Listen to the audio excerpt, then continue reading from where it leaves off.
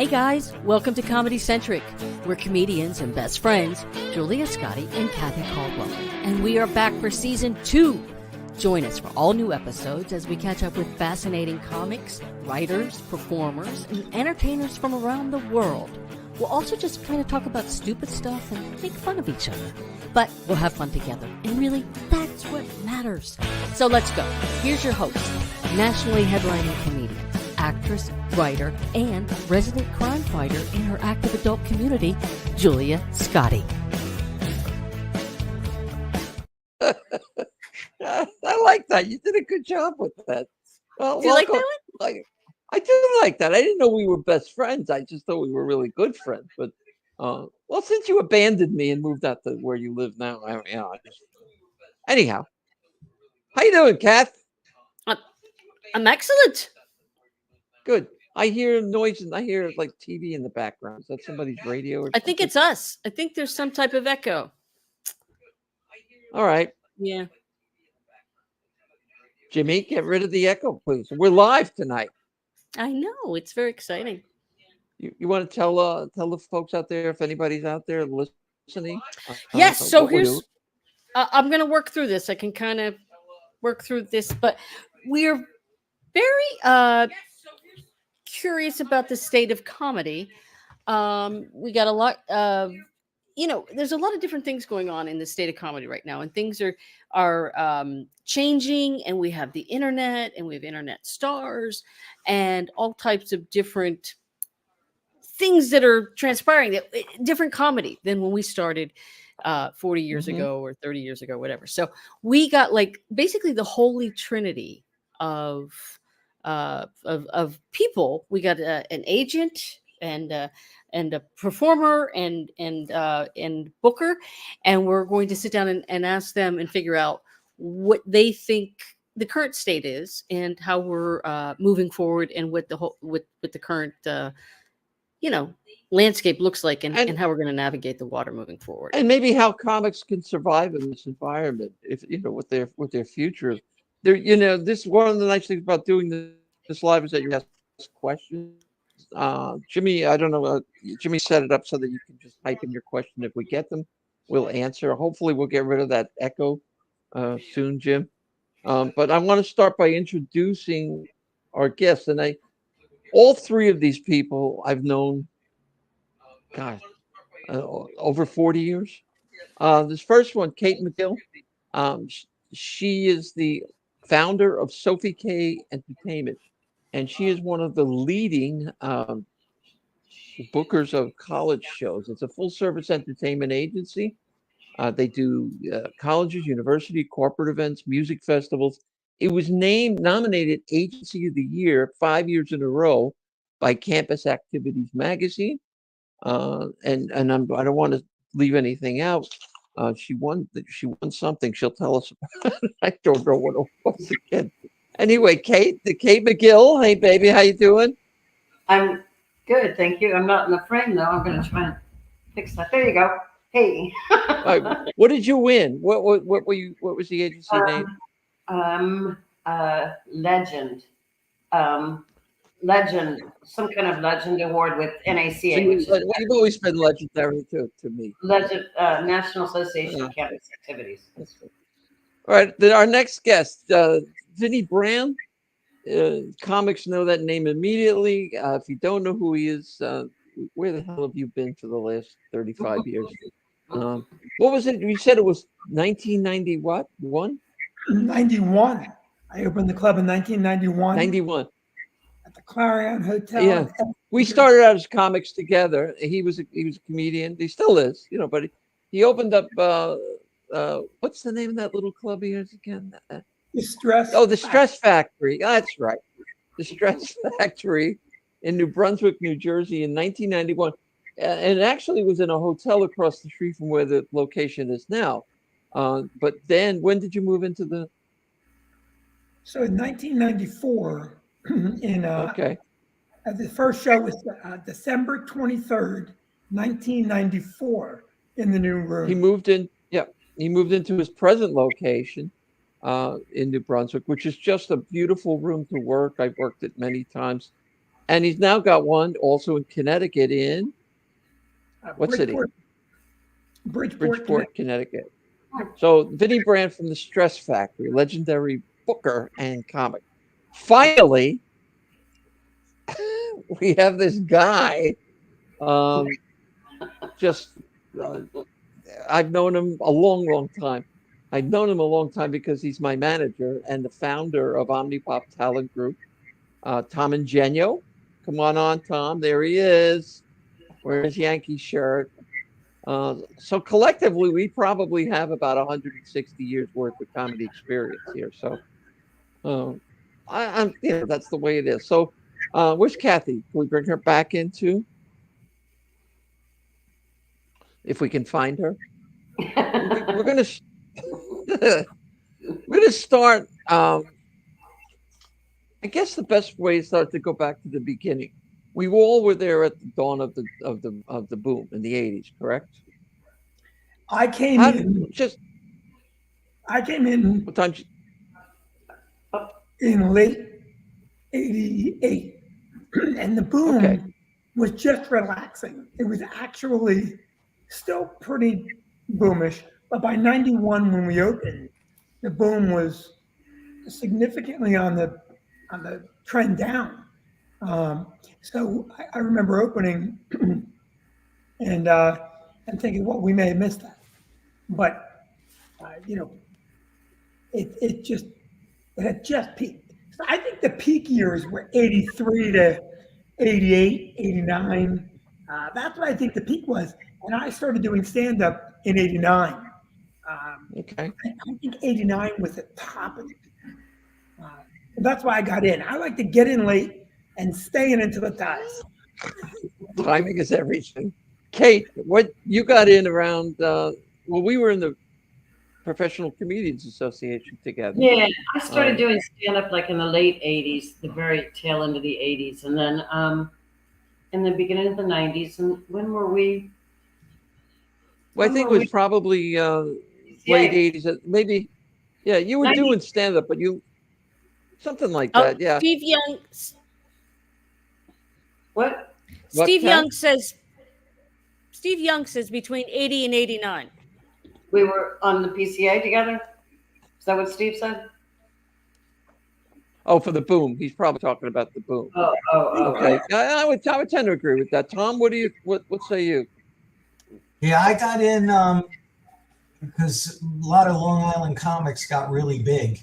And I was in about the second wave on Long Island, which I would have to say was about 1981. And it was pretty big. It was a monster. I mean, Vinnie, if you had opened your club then, I was the booker at Eastside Comedy Club, and we could open Tuesday through Sunday, and I was afraid to ask for free passes. Okay, because I'd go, oh no, can I get some friends in on Wednesday? Oh no. God forbid you ask them for a weekend.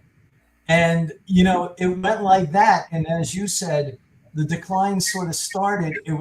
We had Tuesday through Sunday, then we had Wednesday through Sunday. And then it was, it started to change a little bit. And then you needed novelty shows, to make it continue. So we had an open mic and an improv group on Wednesday. And then Sunday we would bring in Robert Klein, or Bob Nelson was really kicking back then. And, so we'd have specialty shows. But I would say it really went, about 80 to 89, because Kate, we were in NACA too, and they don't like you, Paul. They don't like you. Kicking butt with universities then, weren't you? Yeah, excuse me? You were kicking butt with colleges and universities.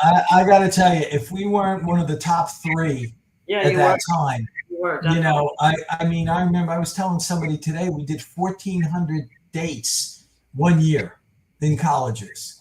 And, and Kate will tell you that the change for her, it became expensive to go to NACA. And what happened over a period of time, if you didn't start getting acts into NACA, it became worthless. You couldn't even, if you didn't get a showcase, it was really hard to get bookings. But back then, we got a lot of showcases and there were a lot of bookings and there was a lot of block booking. But, I booked a lot of colleges in New Jersey, And we had series at the colleges as if they were like, I booked every Wednesday night, or I had Montclair Community College, not Montclair, Montclair State College. We had all the Fairleigh Dickinsons. We had all the, I even had Passaic Community College. I used to book every Thursday afternoon. It was like, it was just like it never stopped. These people could not get enough comedy. And you know what? The student activities paid the money because it wasn't about profits. Sometimes it was free admission. Sometimes it was $2 or $1. And, so they paid for it because the kids, I should call them kids, they weren't going to anything else. They were going to comedy shows. They didn't go to the movie. They didn't go to the dance. They didn't go to this. So they absorbed so much comedy.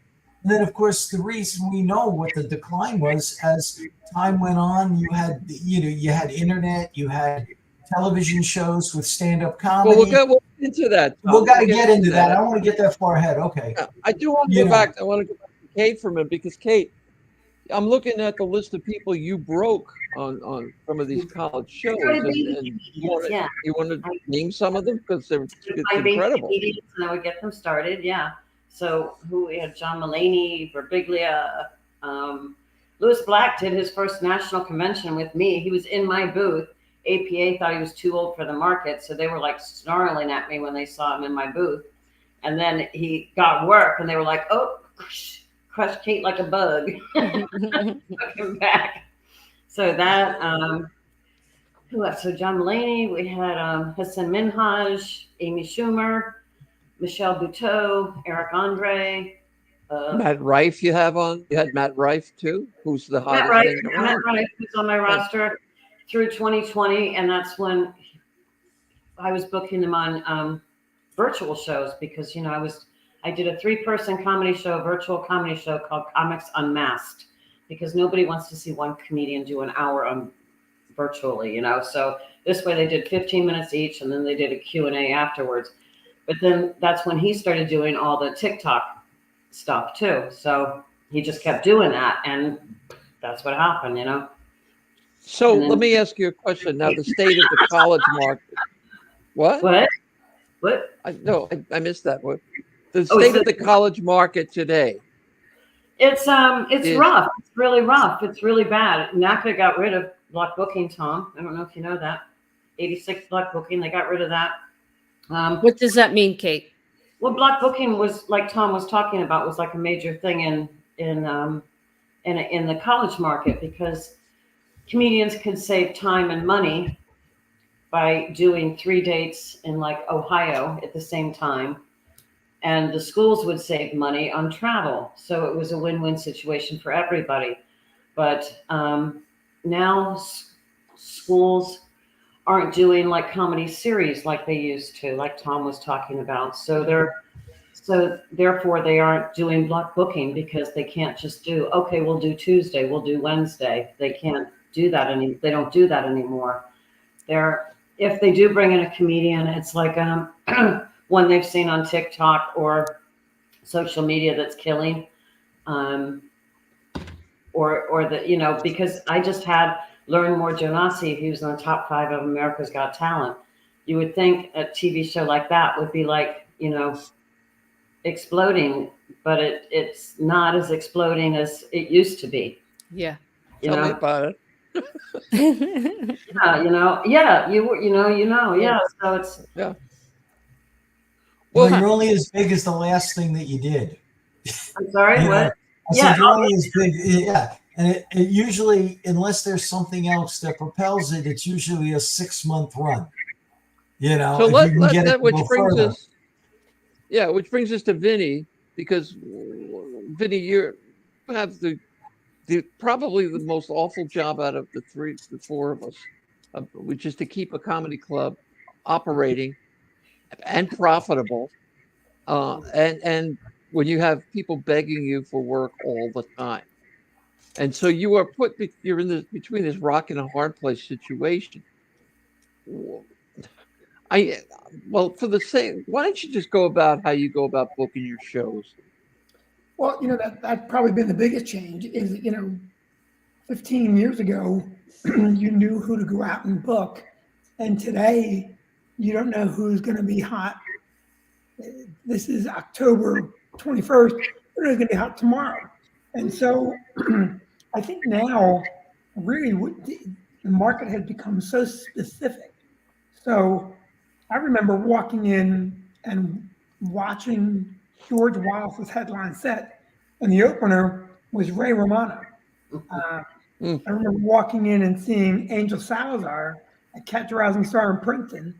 I had no idea who he was, but he had just done a movie. I should have known him probably. But, you know, at that point in time, comedy was people going out for the experience of going to a club and enjoying a show. And you didn't know who you were going to see all the time. There were, of course, big acts that drew, but there was a lot of just, let's go see a show. And guys that were just murderers that no one knew. Kevin James, Ray Romano, Gary Valentine, Joey Cola, you know, Julia. And so I think what changed and the way we book now is we have to be aware of what the market's asking for. And we have to be aware simultaneously not to give the audience something they want if the product isn't good. That's our biggest challenge today, right? Because you get a guy that has 2 million followers and he's done comedy 12 times and he can sell the room out, but people leave going, well, that was not good comedy. So I think and that damages comedy in general when that happens, don't you think? I mean, wait, you know, think back to Freddie Prinze, who didn't have a whole lot of material, but he had that one, you know, he had the TV show, and you know, but then he couldn't fill an hour of that kind of killer material. And I think, you know, we all, I don't know, I just, where are the people that are not getting the big breaks on the internet or on TV shows? Where do they fit into this algorithm? Well, here's my perspective on that. The internet has changed the business. YouTube, TikTok, Instagram, everything has changed. Facebook, but really, in a way, it's made the market a more true market. So what I mean by that is, you know, if you go out tomorrow and you find your audience on TikTok and you put out material on Instagram and Facebook and YouTube and Twitter and whatever else they're doing on Twitch, you can find your market without a gatekeeper getting in the way. So that's a very exciting time, in my opinion, for the artists, because the agents and managers, no offense to anyone on this call that's in that camp, you no longer have the ability to make somebody or leave someone on the sideline. So, you know, a guy like Mike Birbiglia, who's gigantic, I mean, I think Mike Birbiglia made his own career. I think Mike did not necessarily get the love that he gets now. His act was different. He was very thoughtful and slow and, you know, very determined. Nate Bargatze, same thing. But those, I'm sorry? They liked him at colleges when he was a baby comedian. They loved him. So, I mean, the internet has changed. Nate Bargatze? No, Burbigs. Oh, Burbig, okay. So, you know, in my opinion, the internet has changed how we book, but it's also opened up a lot of doors for a lot of comics that would not have gotten the light of day. And by the way, Matt Rife may have been one of them, right? I mean, Matt didn't get a lot of industry love until the industry said, whoa, what's going on over here? Yeah. And then they had to love him. So, you know, we book with an awareness. We know that we want the show to be great. There's enough great comics out there. If I see somebody that has a huge audience that is not a very polished comic, and we'll book them on a Tuesday, Wednesday night, they'll sell out the show, everybody makes money, and their audience loves what they're seeing because their audience wants to see that personality, which, you know, look, I'm a comic. I'm a very, very, very, very funny guy. And the internet and humble. Don't forget humble. It's very difficult to be humble. But in any event, the internet gives me an opportunity. I'm a guy that, because I opened the club, and opening the club has its own story, but when I opened the club, there was a lot of agents, managers, comics. It did not treat me well because I was a club owner. And so, I made a decision, and I know why I made the decision, and it's 34 years later, and I'm comfortable with my decision. But I can, if I wanted to, if I found that I only had a few weeks left, I'd probably spill some stories that, for the fun of doing it. But so the internet has removed all those hurdles. There's a guy right now, Nate Jackson, who owns a club. I would have never known who Nate is. His club is Washington or somewhere out west. Way out there. Where is he? It's way out there, yeah, in It's Washington. way out there. It doesn't matter in the scheme of things. But the point is that Nate now broke open from his own social media. He's selling out gigantic rooms. He's funny. I mean, the internet has even changed. The internet has changed not just how people discover comics. It's changed what comics are doing. Joy, you have to remember when we passed at the comic strip all those years ago, if you were doing crowd work, Lucian Hall would pull you aside and go, write jokes. Don't go up there and mind the audience. You have to be funny. You have to be funny without the guy with the funny shirt.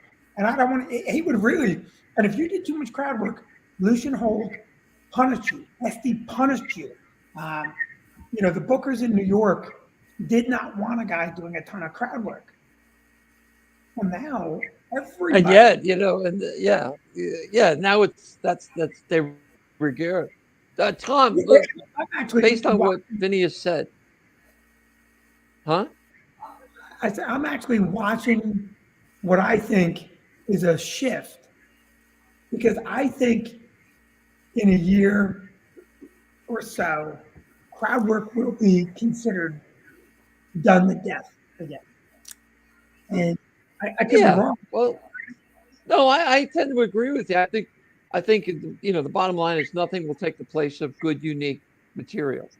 But I wanted to ask Tom, based on what Vinnie said about the market changing, how do you see when you take a new act on? I know you don't take on a lot of new acts, but how do you market the acts you have, including me, in an environment like this? That's one of the reasons why I don't take on any acts. It's, and I'm still a little bit of a purist, and it's really hard for me to just say, somebody dangles that carrot and says, oh, this person has 2 million views. And then you watch the thing and they go like, I don't know what to do with that, other than say to somebody, call Vinnie up and go, Vinnie, we'll sell at the house. Give me 80 or 90% of the door. And I can't. I've been doing this for a long time, and it's really hard for me to just go in that direction, where somebody dangles that carrot. I'd rather still find a good comic and then figure out how I'm going to build them.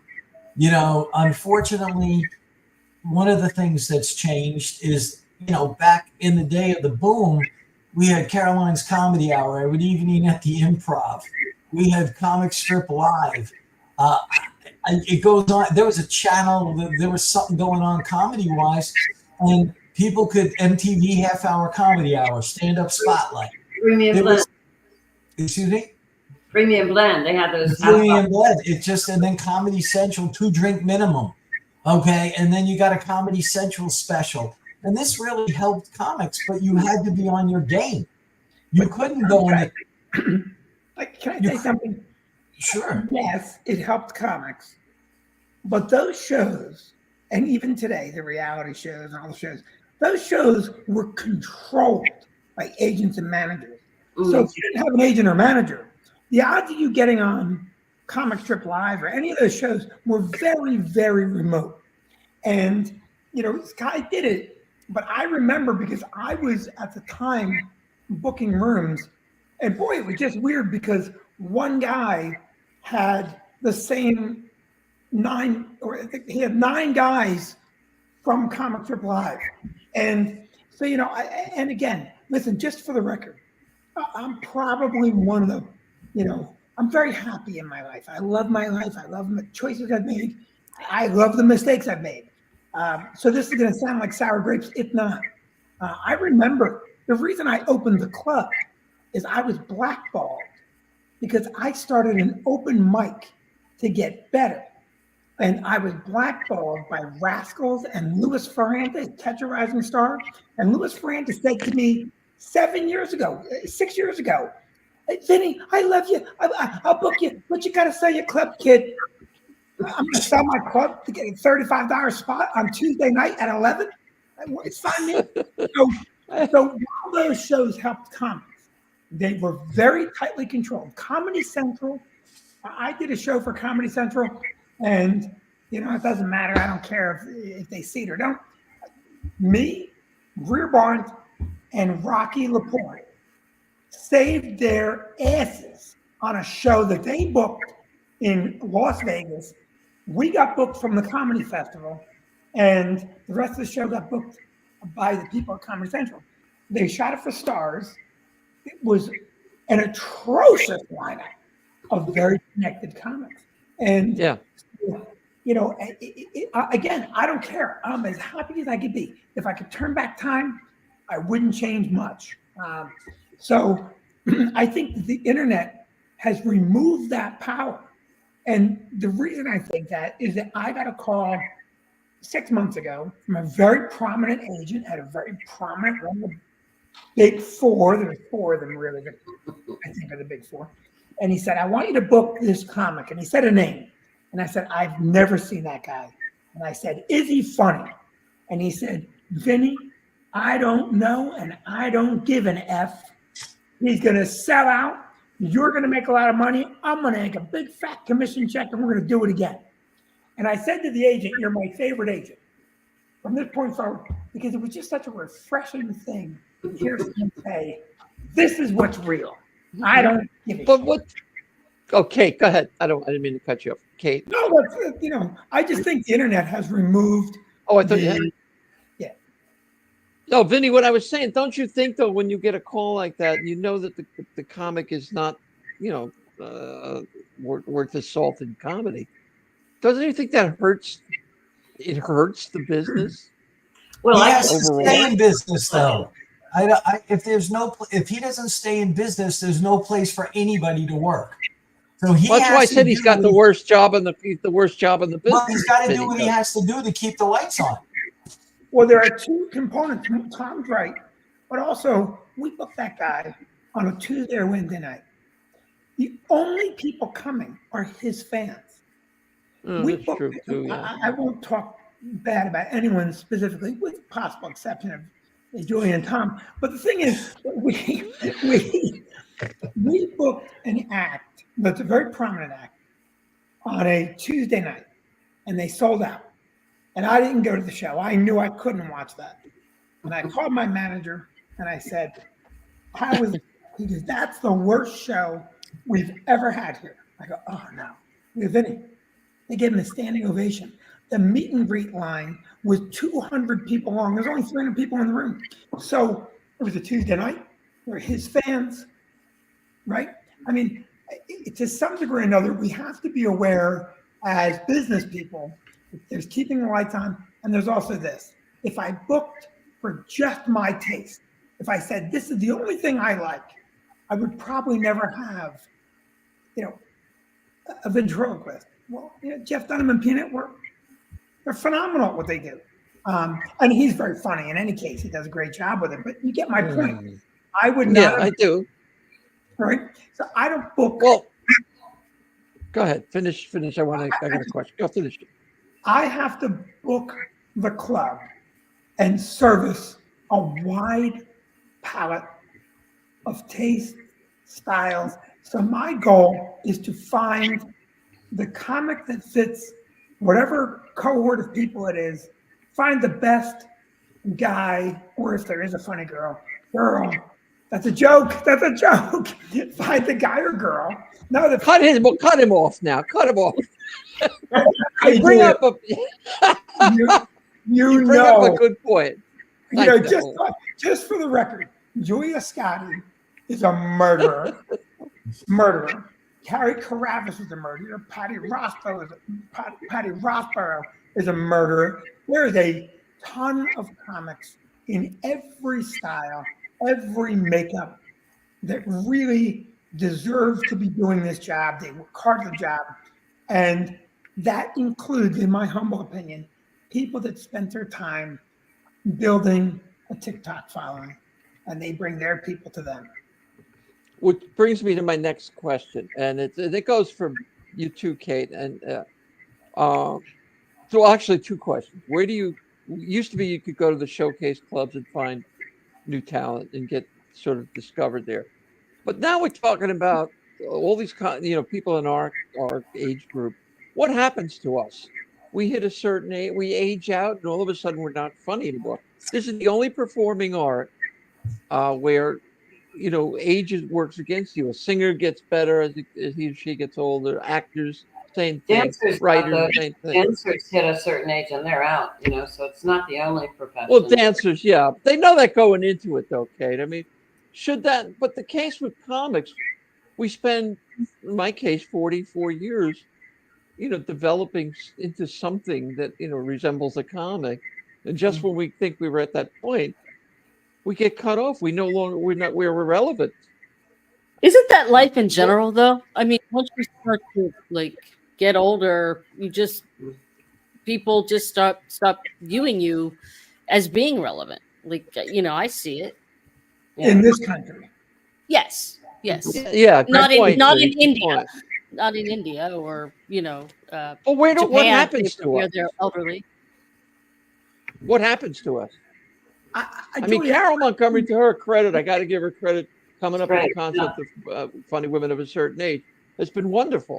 And so Steve Young points out comedy writers too. Yes. For some reason, we just become irrelevant when we hit a certain age. So, I know you're shaking your head, Vinnie, but it's true. Tom will agree.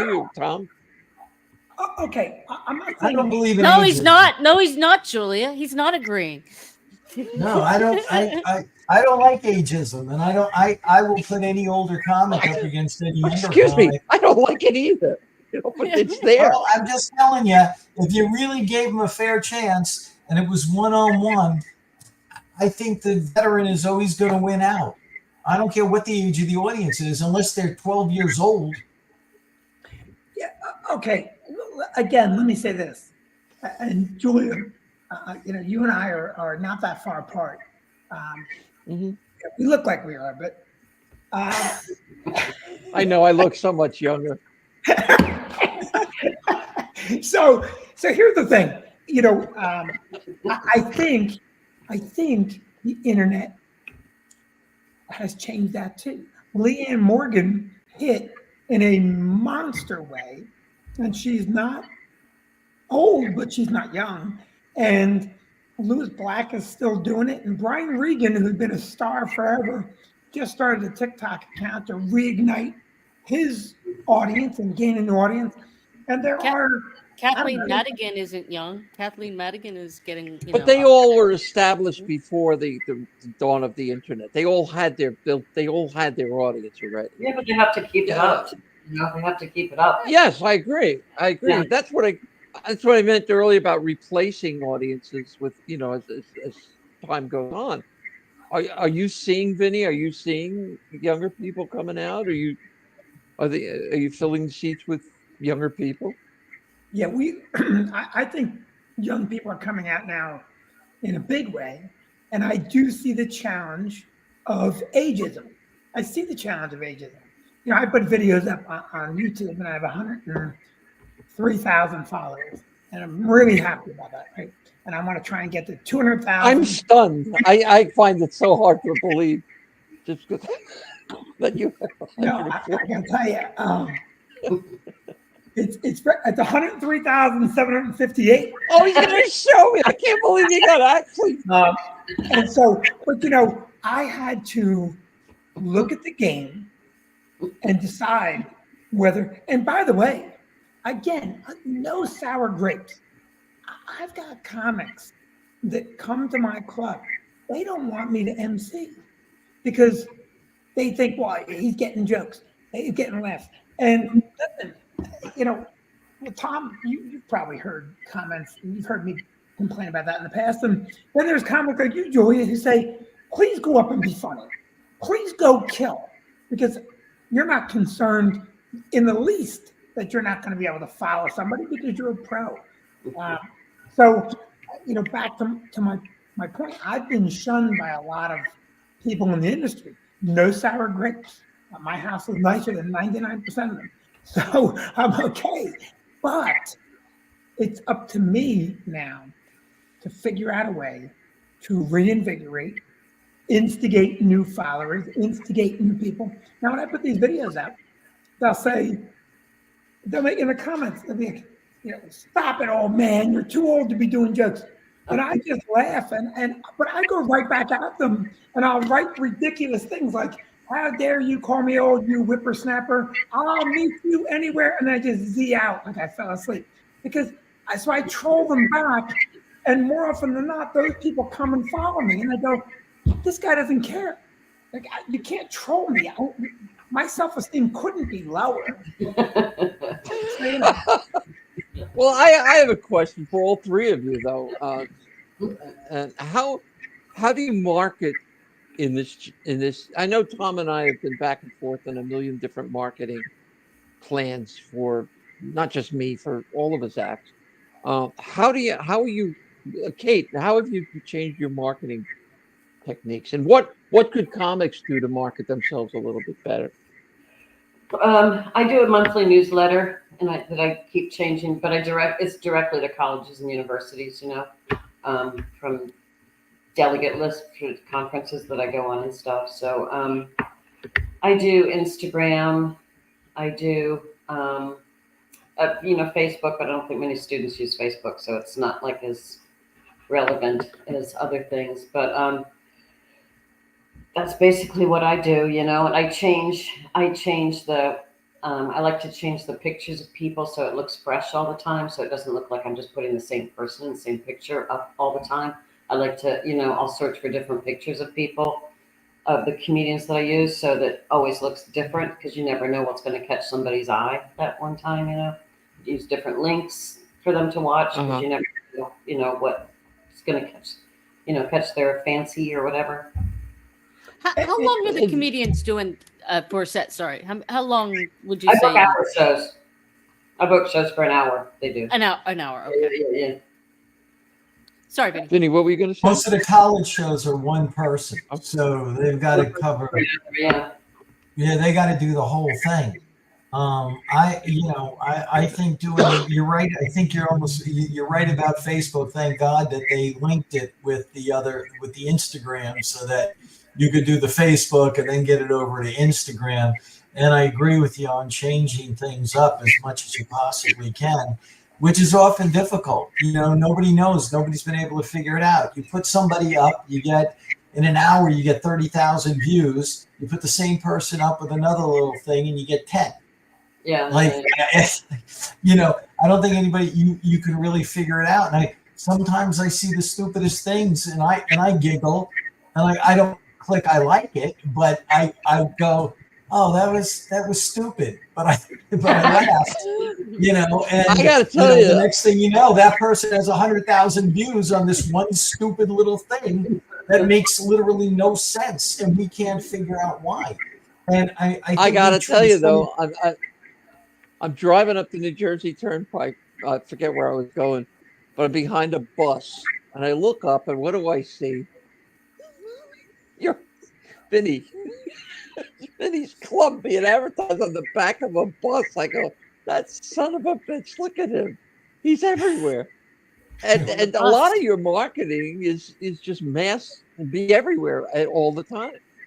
So I can't do that. Marketing as a comic and as an entity in general, in, again, opinion, and I'm not. I'm learning it. I'm learning it all the time, and I'm trying to change all the time.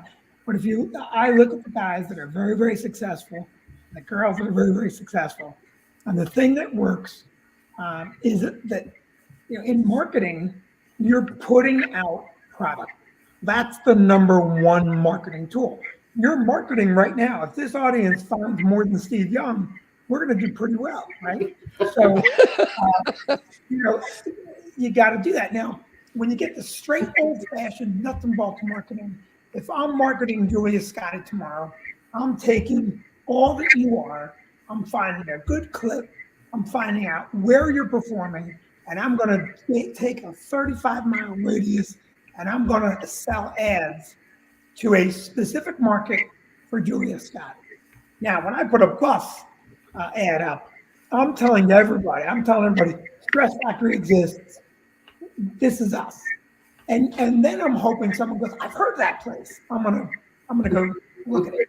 Now, if you look at the nature of Coca-Cola, #1 soda in the world, and I tell people all the time that Coca-Cola is the #1 soda in the world for one simple reason. It has nothing to do with taste.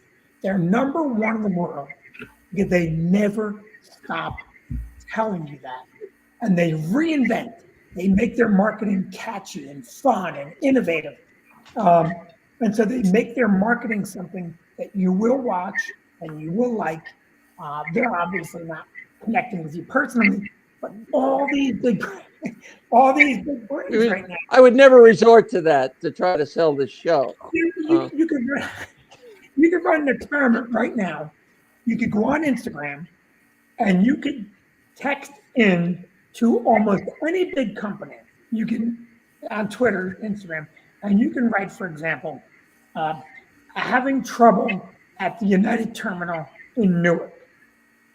And very often you will get almost instant reaction.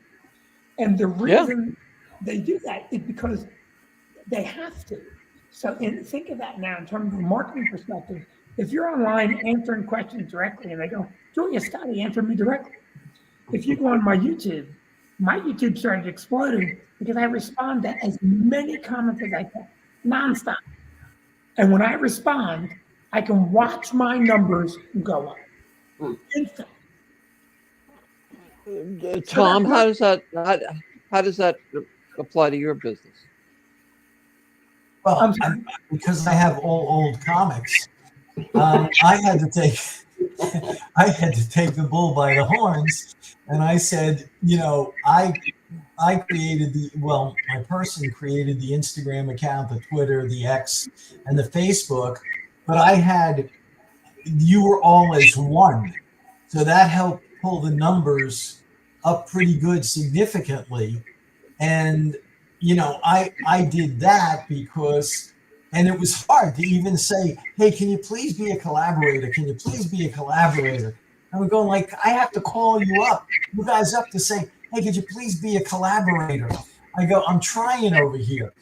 So we kind of ran out of material because we had edited like hours of your material from everything we had, from everybody I had. We were digging out things like from comics in New York City, Vinnie.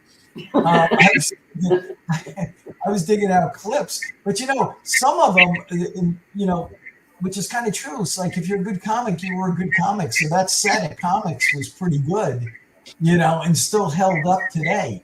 So I don't know. I had to take all of you guys and make it as one unified thing.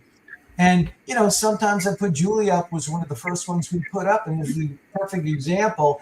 We started at noon. I said, well, let's check at 3:00. And we had like 30,000 hits on this one clip in 3 hours. Okay. And we were never even active. Like, in other words, I had no followers, and so then we kept working at that. But, that's not what I want to hear, that you had no followers. I think it sort of gets to be a little bit of a burnout because I'm starting to see things that don't pop up as often anymore. You mentioned Karen Morgan. I don't know why. She pops up in my feed all the time, and I don't think I ever liked it. What is it? Leanne Morgan. Oh, Leanne Morgan. Well, wait, is there a Karen Morgan too? Karen Morgan's an adult film star. Oh. Oh, okay. Hey, Tom. That's a different show. Oh, wow. Okay. Well, I guess it was, what's her name? Morgan. But I know the last name is Morgan, okay? And she kept popping up all the time, and most recently. It's like, so did you. I don't know what happens in Facebook, but I looked at pancake syrup, or I was in the store and I said something about pancake syrup to my wife, and the next thing I know, pancake syrup starts coming up in my feed. I'm going, really? Yeah, my next album, Pancake Syrup and Porn Stars. That's the next. Yeah, okay. Well, now you know all you need to know about me. But at least I can still look. So okay. All right, we don't need to go there. No, we don't need to go there. But you just try everything, and if this thing doesn't work, then you try another thing. You go another direction. But you have to. Like Vinnie, you have to be consistent. Like if you're not consistent, which is what I found, then the numbers fall off. So we started getting more consistent again and started, activating it even more by changing the clips and the configurations of the clips. So hopefully that'll do something. But, I think that what happened was, and this is a booking thing, if we have time for this thing, what happened with the 2 years of COVID, people found different things to do. They started watching YouTube. They started looking at all these things. And I think, from Vinnie's standpoint, who I admire, I said it, because he runs a really good business. He keeps turning it over, and he keeps trying to market it, and keeps trying something new, and he's always willing to try it. I think during COVID, I asked him one time, "Are you really going to put that tent up?" And he goes, "If I don't, I might as well fold my doors, close the building." He goes, so he put the tent up, and very innovative. It's like a first-class tent, and he hung in there. And I think the problem is a lot of times that people, I don't go to the movies anymore. We all have like 75-inch TVs. Okay, we sit there and we watch movies now at home. We wait for them to come on TV. So I think it's tough for a club owner to get people to come in. And I still find that the younger people don't like, putting out the cash. They really don't like doing it. You bring up a good point, because I think a lot of it is economics. I don't think they have the cash to put up. But what we have about they like enough though. They will if there's somebody they like enough. Right. Matt Rife sold out shows like for almost like a full year in advance. All of the shows sold out immediately, and they weren't with. But it's who they like. Yeah, because they're very specific about who they'll spend their money on. They'll save to go to see Matt Rife. Yes, exactly. But I mean, there's certain people it's like going to see this. Pay to go see. Yeah, but they won't go. They won't go every week. In the 80s, they were going out like they used to. No, you could see the same person in the 80s at the club. You could see him there 4 times a week, and then see him a couple of weeks later. It wasn't like they went. They loved it. I also think that when we're watching our audience come in, and a young kid comes in and thinks absolutely nothing of ordering the most expensive shot of tequila, ordering the most expensive drinks. And I argue with my staff on this, and we put bottles of wine on the menu at the comedy club, $150 a bottle. And no one's going to buy the comedy club. No, don't tell me that. Because this generation wants what they want. They've gotten what they want. They get it right now. If they don't get it right now, they piss and moan. So I think that there's plenty of money, and I think there's a tremendous opportunity. The fact that, over the years, I remember years ago, I asked, and this guy's I asked this agent, why do you sign somebody? Because I wanted to be signed, and I wanted to be developed, and I wanted to grow. I said, why do you sign somebody? And he goes, I'm looking clever, unique, something that's never been said before. And I stopped him because he had just been in a war trying to sign one of the least original comics, but a great comic, but not original. And I said, stop. You're telling me a fairy tale. And that's why the agent that said to me, I don't know and I don't care, is more my speed. Tell me what the game is. Now, those agents, all of them that have never signed me, if tomorrow I have 1 million followers, they will shamelessly say to me, I've always thought you were funny. You just have to know the game And you have to realize that the change isn't bad. It just is, right? We can't be the guy sitting on a horse watching a Model T drive by going, that'll never catch on, because it's going to catch on. And so, well, you bring up Steve Young at the comedy show. We had great shows every week, and it was the show that brought the people back, not specific comics, unless we brought in Leno or Seinfeld. Yeah, that is true. But that was a different time. My question before we go, because we're kind of running short on time here, for each of you, two questions actually. Three. Where are you seeing the new comics? Okay. What do you think the future of stand-up is? And what was the last one? What? Well, let's leave it at that. Answer. Hey, start with you. Ageism and dementia. I forgot my last question. Okay, where do you see future? And well, the question was, what do comics need to do to get your attention? Okay, so Kate. Well, basically, I like cleaner comedy because I'm booking colleges and universities. Obviously, it has to be PC. So I like a strong beginning. I don't want to start with a dick joke because that will lose me right away. I find comedians through referrals from the comedians that I work with now, mainly, but I always look at emails that I get. I always look at their material. And I think if you've been a comedian, you can be a good judge of character on how they hold themselves, how they're, not patter, but, their inflection, the way they talk and stuff. You can tell if they're if they're a good comic or not, I think, Yeah. If you've done it, you can tell. The future of comics, no freaking idea. Well, if you had to take it's harder for Kate because he has to find people that can do 60 minutes. So it's not like, when you go out and you find this young comic, oh, he's a good looking kid. It's not going to matter if you can't do the 60 minutes because we have to contract those things, those colleges, as an isolated person. So it becomes, I think, I don't want to answer the question yet, or I just think it's becoming. Yeah, we're saving you for last. Oh, jeez. I think I'm just going to say it's harder and harder to find good comics. That's the hard part right now, to find really good comics and not social media. Well, define a good comic. What do you define a good comic as? One that can do 60 minutes and make you laugh, right? And material. I like really good material. I like a well-written not crowd work. Bad cap, but that's what I like. No, it's a good point, Vinnie. What about you? Where do you what?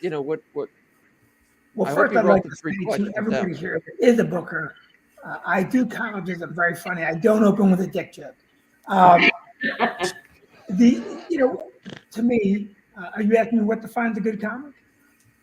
Because no, I asked three previous questions, which you obviously didn't write down. No, I did. I know. I didn't know if you changed. You want to know where I'm finding comics? So a lot of the question, I want to know where you, because in the old days we had the showcase clubs to work. Where do you go? Where do those kids go, and where do you find them now? So are you doing anything to foster the community? We have an open mic. A lot of referrals, and a lot of headliners are bringing out opening comics. So we see them. Okay.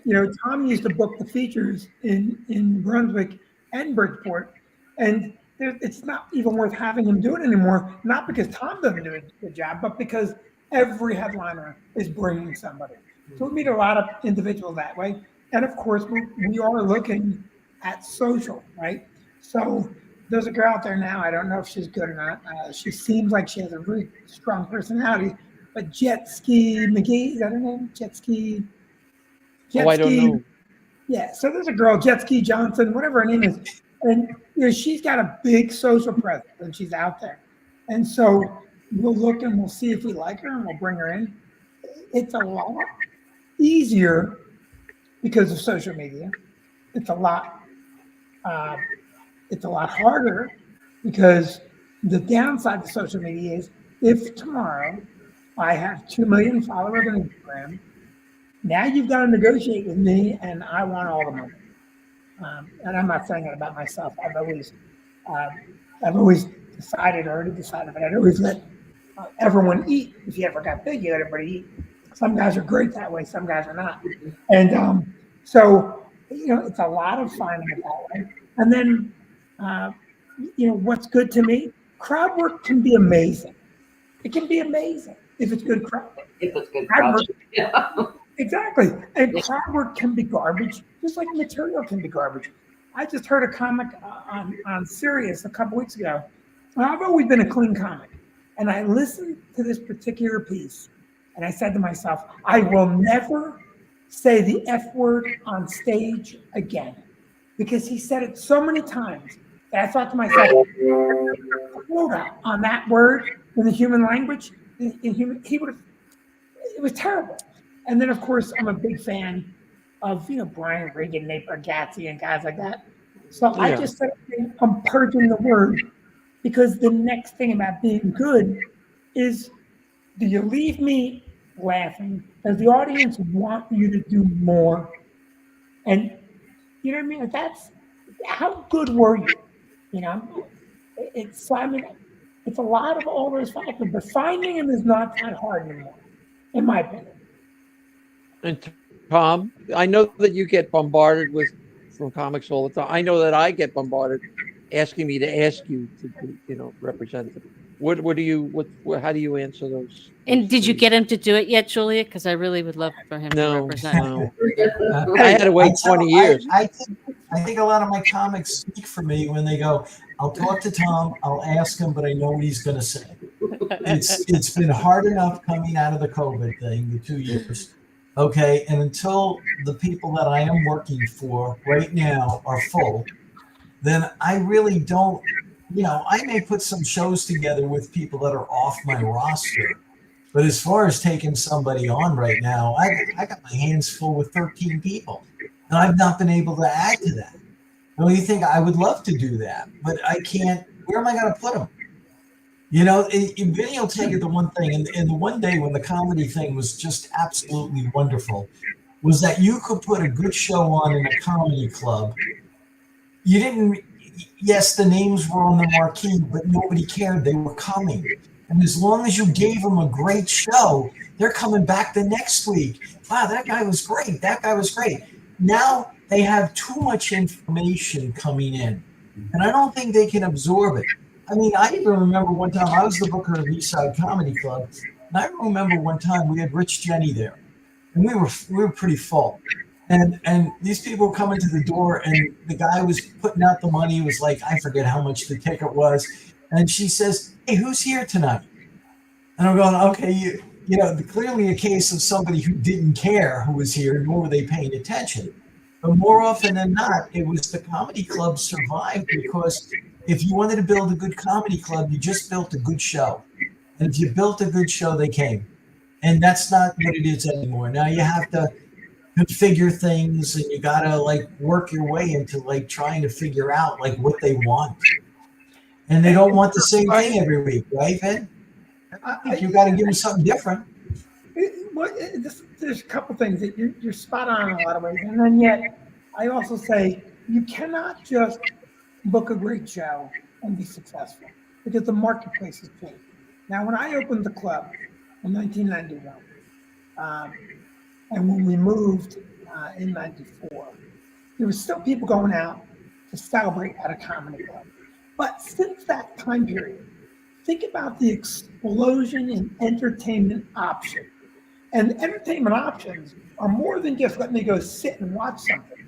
Top Golf, F1 race cars, paintball, the Jets, the Giants, the Knicks. Football is now on 4 nights a week.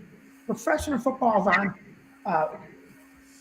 Is it on Monday, Thursday, Saturday. It's 2 games Sunday. tonight. Yeah. It's 2 tonight. Okay, soccer has become gigantic. Women's basketball this year, women's basketball. Caitlin Clark exploded a market for women's basketball. I had 3 guys ask me if I watched the final last night. I didn't, but I would have. So the marketplace has changed. No, I couldn't. I'm busy, but I would have watched. I watched a lot of games, but the marketplace has changed. So from a consumer perspective, and I tell my staff this all the time, when they walk in our door, they had a lot of options. Bolero, Top Golf. I mean, the list goes on and on and on and on. And the same for the colleges too, I would think. The kids have a lot more options. The kids out of the dorm room She's to got, come to the yeah. show. All right, so I gotta wrap this up, but one. It's an hour show. An hour, Vinnie. 48 minutes. 48 minutes of which you were talking. You knew when you booked wanted- me what you were getting. I know exactly what I was getting. I can just sit here like this. I gotta say thank you to all of you because I appreciate you. You know, we both do, Cathy, and I appreciate you taking the time to do this. I think it's important for younger comics to know what's going on because I know, especially like with you, they bitch and moan about you because they can't get in the club, and I go, I don't know what to tell you. He's always willing to give somebody a chance. Tom, same with you. Hey, I know you probably have people want to go to NACA with you every year. Do you still go to NACA? Do you still go? I'm going this week. So I mean, but guys, comics, if you're listening, all I can tell you is it's a hard business to get ahead in. These people have been around. They know, they can help you if you're open to being helped. You guys have any closing comment you want to make before we wrap it up? Oh, Vinnie, I'm going to save you for last. Tommy, you want to say something? I just rather answer the questions. Okay. So I think we covered a lot of the stuff. I think we did. Yeah. 3 different perspectives. The thing with Kate, she books a college. She knows that they're going to get paid, right? They're going to get the money. When she signed that contract, that school's paying that money, whether 4 people show up or 400 people show up. Vinny's got to keep he's got to keep the place afloat. People forget that when you open up a club, you got to pay the rent. You got to turn on the air. You got to turn on the heat. You got to pay the staff. You got the tax man. Now, and all this other stuff that's going on. And I think that sometimes, and over the years, since when he started, I'm sure his rent went sky high. And, so people have to be aware of, like, when they say, oh, this guy won't book me. And say, but, you're not going to put anybody in the room. It's hard for me, too, because I would love to. Look, I got a relationship with Vinnie, and if I really wanted to put something in there, I know he'd help me, but am I helping him, at this particular point? Yeah. It has to work both ways. Mm-hmm.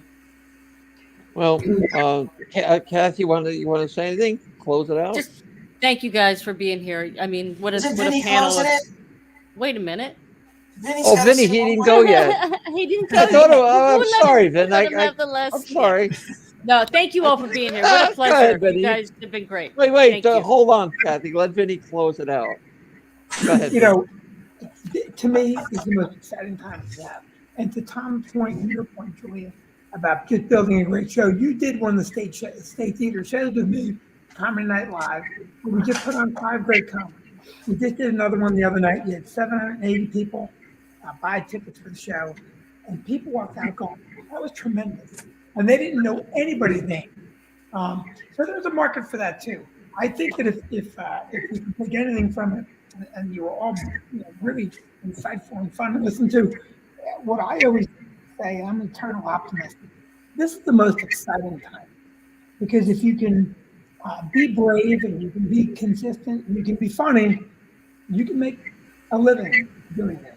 And don't be afraid of any of the changes. Don't be afraid of any of it because really at the end of it all, it's just life. You got to make fun no matter what you do, right? So there we go. That's it. Wonderful. Thank you all for coming on tonight. Thank who's ever listened. Steve Young, thank you. Thank you, Steve. Stuff. Thank you, Steve. Thanks, Steve, and good night. Good night. Right. Here, old Thank you all. Steve. We need to. What? Oh, by the way, if you're interested, the music should be coming up under us right now, but I don't hear it.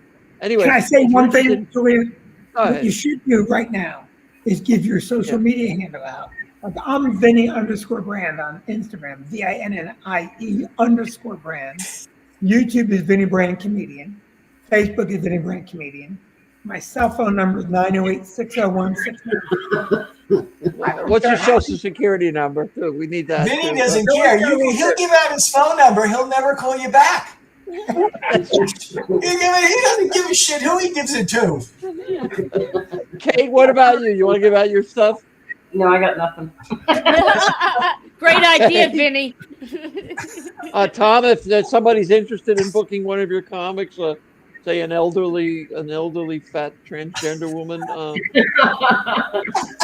how would they reach you? Oh, Dave, I'm here. Tom at omnipop.com. Just email me. And we'll get it done. Where are we, Jimmy? If they want to follow us on YouTube, how do they follow us? They go to Jimmy. They follow He's me. out Jimmy. He's out. I don't know where he is. Jimmy just went out. He put on Bohemian Rhapsody so he could take a Comedy Centric podcast. I'll try to put in the chat for you. Okay, and if you're interested in buying merch, Jimmy will put the thing up. ShopComedycentric.com. What is it? Shop.comedycentric.com? Yes. I think I should know that, wouldn't you? It's pretty easy. Good stuff. You just do shop. I know. All right. Thank you all, and Thanks, guys. have a great. It was a great time, and it was everything I hoped it would be, and more. Thank you all. Play the music, Jim. Waiting Bye, on the guys. gun.